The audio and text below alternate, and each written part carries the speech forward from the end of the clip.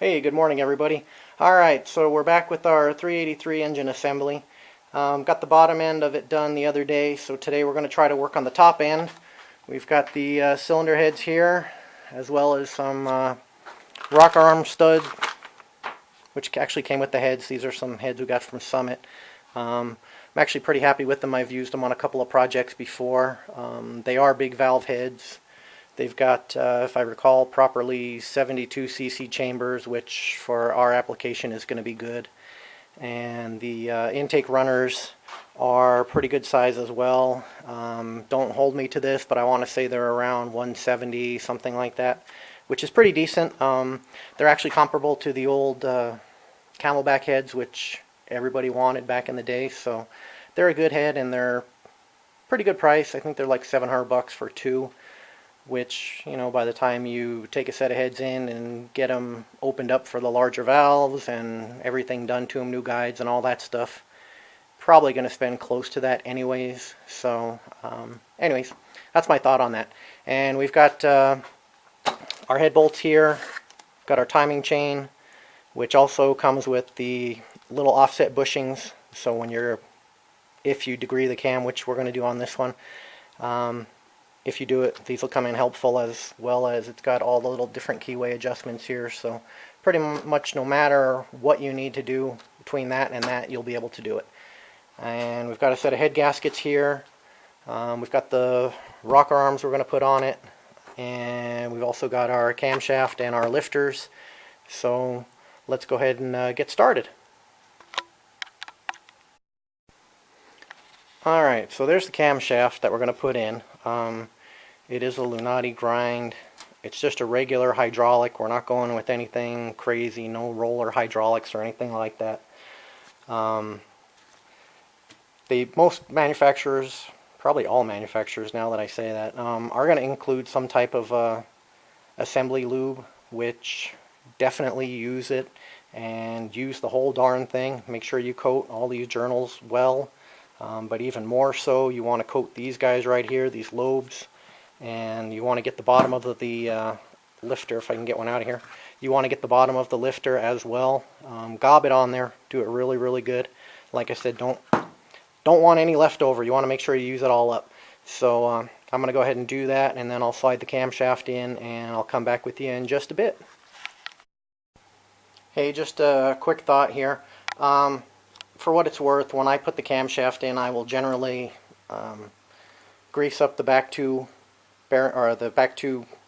journals, and as well as the lobes, and then just slide the camshaft into that point. For me, it's a little less messy rather than trying to get the whole thing greased up and hang on to it and try to slide it in. I'll just grease up the back end, slide it in, and then as you can see, I kind of got it hanging out here. And then I'll go ahead and put grease on these as well. Slide it into here, grease up the rest, slide it in the rest of the way. Like I said, just something to stay a little bit cleaner with, because it is kind of a dirty job. And what I'm going to do too is, like I said, I am going to degree this camshaft, make sure everything is right. So what I'm going to do is I'm just going to leave these last two journals here, or these last two lobes here, with no grease on them for right now, just so when the lifter rides over it, I'm not getting any false readings, because I'm not going to use any springs or anything. It's just going to be right off of the lifter, is the way I generally do it. So like I said, I don't want to get any false readings, so I'm just going to leave these without lube on them for right now. And anyways, that's all. I just wanted to let you know, like I said, that's kind of my technique for trying to stay a little bit cleaner. So totally up to you, so take it for what it's worth. We'll see you in a bit. Alright, one more quick thing. I usually put the gear on. It gives you something a little bit better to hang on to while you're trying to slide the camshaft in, rather than just, you know, hanging on to this little piece right here. Anyways, just another little tip I've picked up over the year. Probably most of you know about it, but if not, there you go. Alright, so we got our piston at top dead center. I don't know if you can see that on the dial indicator. It's actually on 0. So we got that done. Came down here, again, this glare is awful, sorry, and set our degree wheel to 0, actually right there.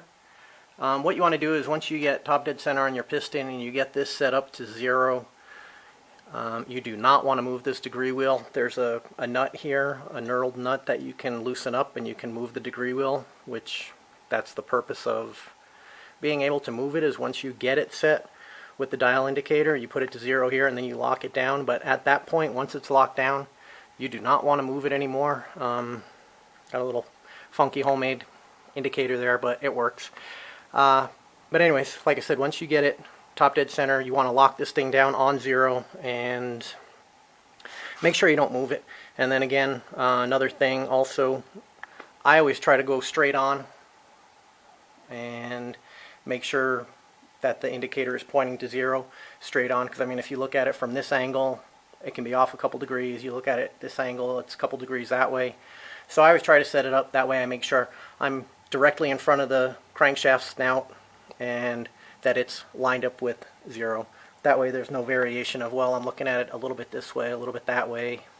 But anyways, so what I'm going to do now is get my dial indicator set up. I've got a solid lifter here. I've had this lifter for a long time. It's just the one I use. We're going to slide it down in the bore here. And then I'm going to set the dial indicator up so that it's actually on the center of the solid lifter. You don't want to use a hydraulic lifter because, especially when they're brand new, they will collapse and you'll get a false reading. These, again, it's a solid lifter, just what it implies, solid, so there is no collapse. It will not move, at least not the center plunger. So, but anyways, let me get the dial indicator set up on that and we'll get to the next step. Alright, so we're back. Got the camshaft agreed in. Everything actually looks pretty good. I had it set up at 0 on the timing chain and came up with exactly what I was supposed to come up with as far as the numbers. The kit that I've had for a long time. It's a Lunati kit. It actually comes with this handy little sheet here, and basically you just follow the directions on the sheet. They ask you for degrees at top dead center, 50 thousandths after maximum lift, before maximum lift. You record all that in. There's a little bit of math. You have to add a couple things, divide. Long story short, at the end of it, what I wound up with was 109 degrees. And if you come over here to the cam spec sheet, it actually says that it should be 109 degrees. So we're actually good. Everything looks like it turned out nicely. I'll just go ahead and get this stuff taken off the motor and start putting the head gaskets on and start torquing the heads down. So I'll come back with you in just a little bit. Okay, so we got the cylinder heads on.